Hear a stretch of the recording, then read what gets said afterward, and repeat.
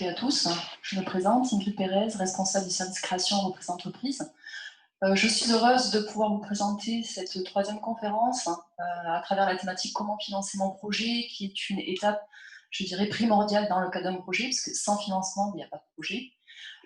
Dans ce cadre-là, j'ai le plaisir d'accueillir Myriam Rioufré, qui est chargée de développement professionnel au Crédit Agricole, et également Benoît Sartre, expert comptable, cabinet Sartre. Merci.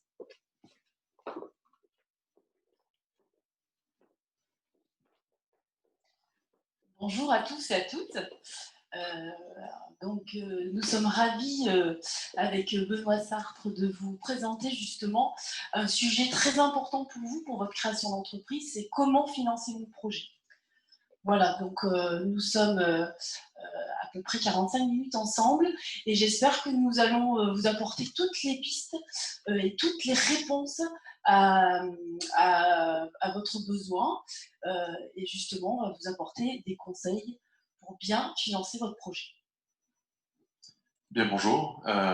Alors, en plus, ce thème justement de financement intervient dans cette matinée qui est vraiment à thème, puisque pour ceux qui ont suivi l'intervention précédente, j'ai entendu, puisque je suis entré dans la salle un petit peu avant, donc à la fin de la précédente intervention, j'ai entendu parler de PFR, de business plan, etc. Donc vous allez voir, on est vraiment dans la suite logique de tout ce que vous avez entendu si vous étiez là juste avant.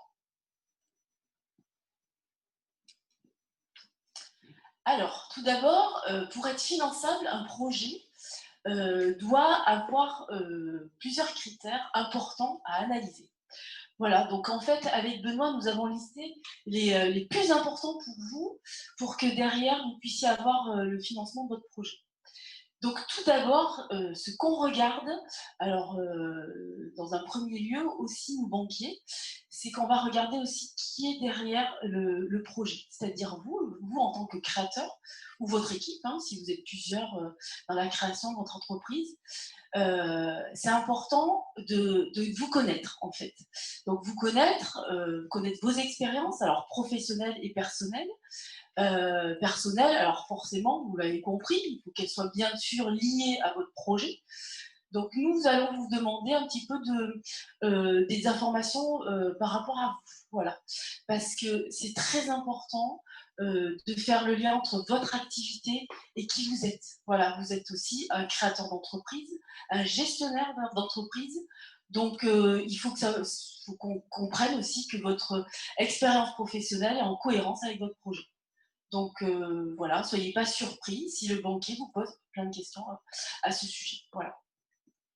Ensuite, ce qui est... Alors, juste sur l'équipe, justement, alors, du côté expert comptable, on rencontre des porteurs de projets, généralement en amont, en tout cas, c'est ce qu'il faut, c'est en amont de tous les contacts avec les personnes qui doivent vous financer.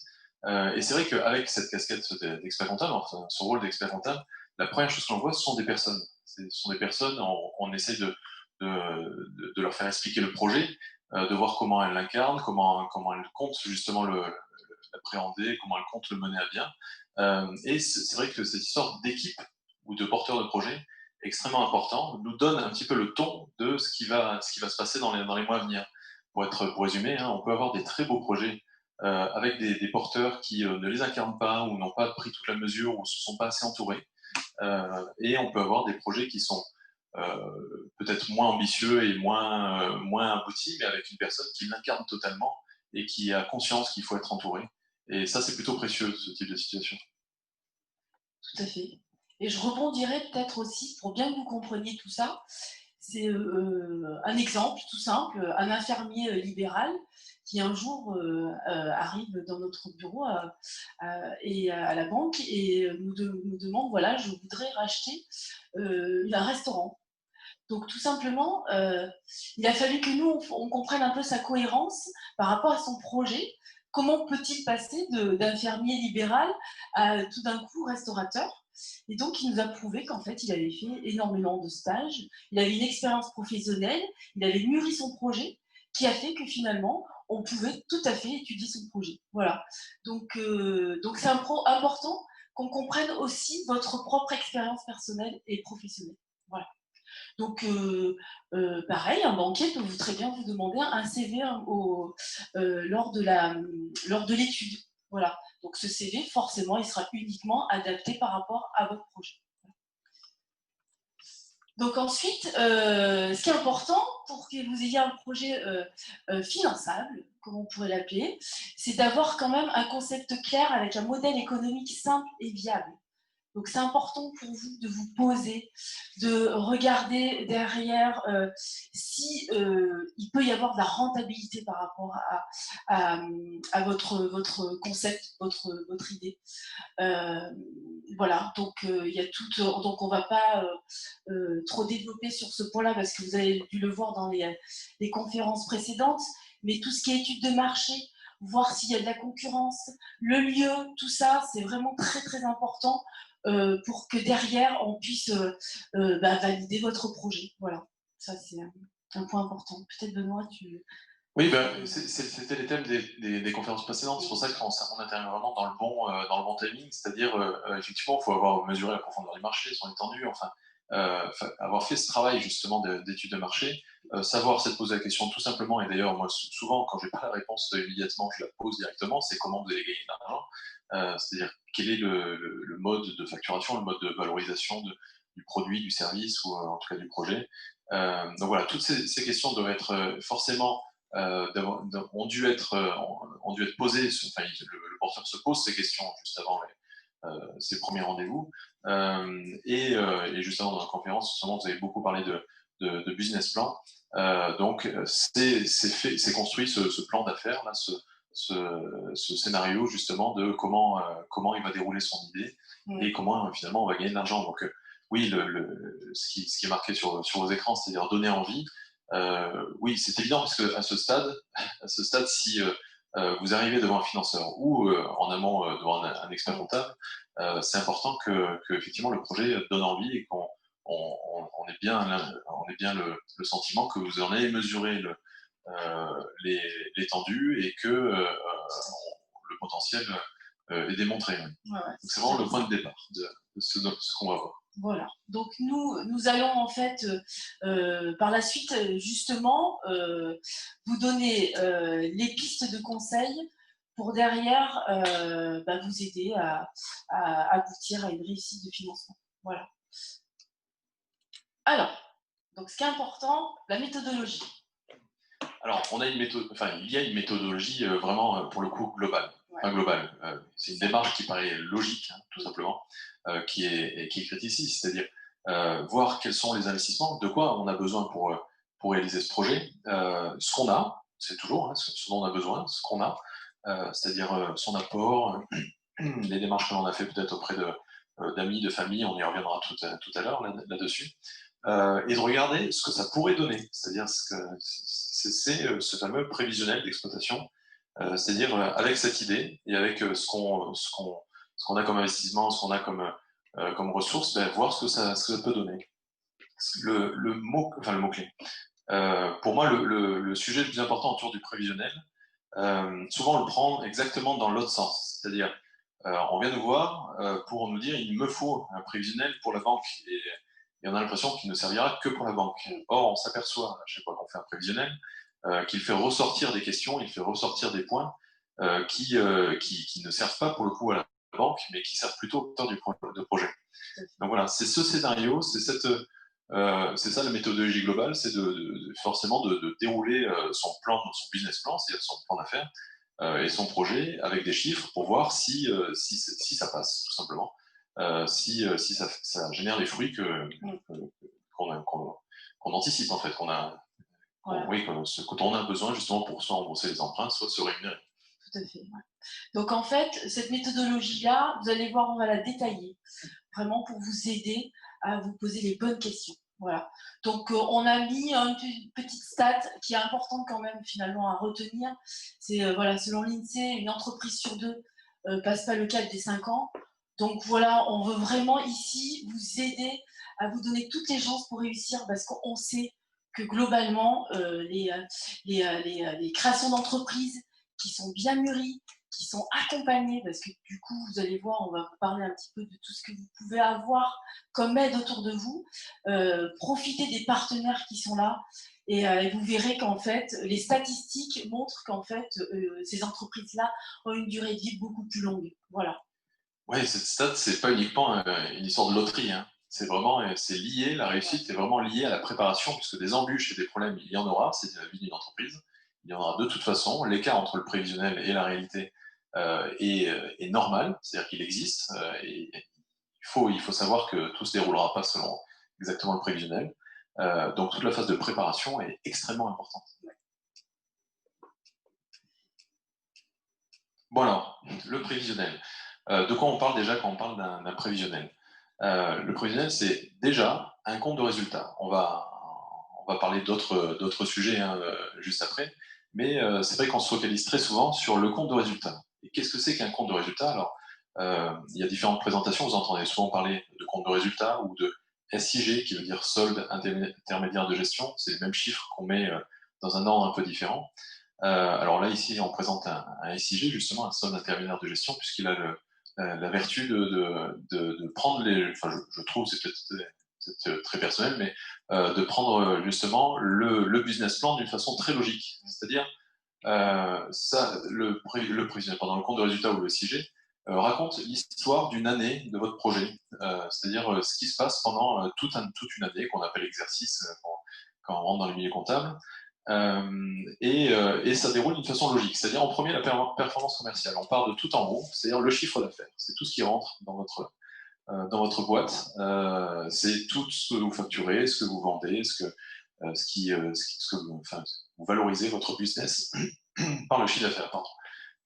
Et donc, la première étape, c'est de regarder la performance commerciale. C'est-à-dire, à quel point vous arrivez à faire du chiffre d'affaires, combien, comment, s'il y a des notions de marge, si jamais vous êtes dans de l'achat et de la revente, quelle est cette marge, quelle est son évolution, etc.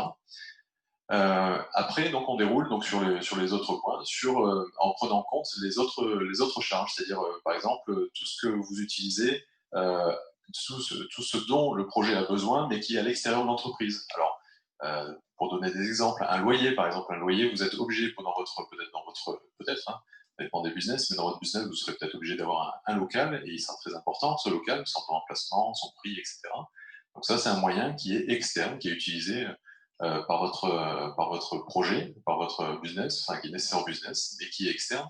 Donc quand on tient compte de de toutes ces charges fixes ou variables selon les projets, ça nous donne donc une valeur ajoutée. C'est-à-dire, finalement, c'est vraiment son nom l'indique, hein, quelle valeur a rajouté mon travail, ce que j'ai fait, en tenant compte de tout ce que j'ai utilisé comme moyens qui sont externes à l'entreprise. Donc voilà, cette valeur ajoutée est une notion importante, et une notion qui est encore plus importante, c'est celle d'après, c'est-à-dire l'excédent brut d'exploitation, puisque la valeur ajoutée, elle permet de payer, alors c'est très théorique on va dire, elle permet de payer trois choses. Elle permet de payer les salariés, c'est-à-dire tous ceux qui ont œuvré justement pour créer cette valeur. Elle permet de payer l'État, qui en prend une petite partie, et elle permet de payer le propriétaire sur ce qui reste, justement. Le propriétaire, donc, c'est le porteur de projet avec sa casquette, justement, de fondateur, d'associé, etc. Donc voilà, ça déroule justement un prévisionnel, enfin, prévisionnel son intermédiaire de gestion, ou un compte de résultat, encore une fois, déroule d'une manière logique ce qui se passe dans une année de votre projet, en partant du chiffre d'affaires, en tenant compte des charges fixes, du travail des salariés, du travail du chef d'entreprise, donc tous les salaires. Et après, on a deux notions un peu différentes. C'est le financement. Alors, on va parler beaucoup de financement, mais l'impact du financement, puisque forcément le financement a un coût. Donc l'exploitation, c'est-à-dire le cœur même de votre projet, doit permettre de payer ce financement. La dernière étape, c'est le résultat de l'exercice, c'est-à-dire le bénéfice qui, lui, est après avoir payé l'intégralité des charges, l'intégralité des salaires, l'intégralité des frais de financement et l'intégralité des impôts également. Voilà, donc c'est vraiment pour résumer, hein, ce solde intermédiaire de gestion ou ce compte de résultat, c'est vraiment le déroulé de votre année, et vous en avez du coup un par an. Et ce qui est intéressant, c'est d'analyser comment ils évoluent entre les différentes années, en sachant que dans une démarche de prévisionnel, la norme est de vous présenter des prévisionnels sur 3 ans, mais il faut bien avoir comme notion que c'est une norme. Donc, comme toute norme, il y a beaucoup d'exceptions, puisque on a certains projets, les projets innovants, enfin certains types de projets qui ont besoin finalement, où on a besoin d'avoir plus de visibilité pour voir vraiment ce que donne le projet. Enfin, plus de visibilité, c'est-à-dire plus d'années d'études justement pour voir ce que donne le projet. Oui, tout à fait. Alors, pour juste rajouter, parce que Benoît a dit l'essentiel, et ce qui est plus important pour nous aussi, c'est que ces soldes d'intermédiaires de gestion, pour nous, c'est aussi très important parce que ça nous permet en fait, comme une sorte de photo, en peu de temps, de voir tous les postes importants pour l'analyse de votre entreprise. Voilà. Donc, on parle de BE, nous, au niveau bancaire, beaucoup de BE. Alors, comme disait Benoît, le prévisionnel, il est souvent basé sur 3 ans. Alors, ces 3 ans, ils sont importants parce que il s'avère que parfois, on va aller regarder sur les trois années futures. Donc, sur le prévisionnel, par exemple, voir si la première année, peut-être que vous n'allez pas vous prendre de revenus parce que vous touchez l'ARS. Voilà, donc ça, on va le détailler tout à l'heure, on va pas en parler. Mais par contre, la deuxième année, vous allez le toucher. Donc ça, nous, derrière, ça va être toute une analyse par rapport à, à la marge de sécurité après vos annuités de prêt. Voilà, donc ça, on va le regarder.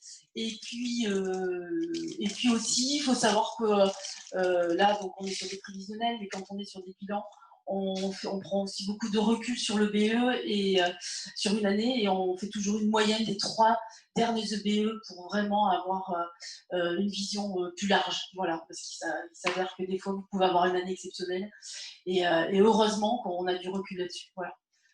Voilà. Un tout petit dernier mot, mais avant de passer à la suite, je n'ai pas dit, mais dans la démarche avec un expert comptable ou dans votre propre démarche justement de création, soyez honnête. Soyez honnête, c'est-à-dire ne partez pas, voilà, comme ça je le dis directement, ne partez pas de toutes vos charges pour dire il me faut tant de résultats, tant de chiffre d'affaires. Partez de ce que vous avez fait comme travail justement sur vos études de marché, sur la connaissance que vous avez du marché, pour vous dire je suis capable, avec les moyens que j'ai prévus, de réaliser telle performance commerciale où je vais cibler tel chiffre d'affaires. Et après, j'en déroule les moyens que je vais mettre en œuvre, que je vais utiliser justement, et je regarde ce que ça donne. Comme ça vous envoie vraiment une vision honnête, sincère du travail qu'il y a à faire, des ajustements qu'il va à faire. Et on parlait tout à l'heure de cette statistique justement de réussite des entreprises. Je pense que ce travail justement honnête est nécessaire pour être prêt et savoir exactement quels vont être quels vont être les points difficiles justement si ça pêche au niveau commercial ou si ça pêche si ça pêche sur d'autres sujets. Donc voilà, c'est important de faire ce travail honnêtement. Oui, ça, je le souligne aussi. Vous savez, bon, en règle générale, les prévisionnels sont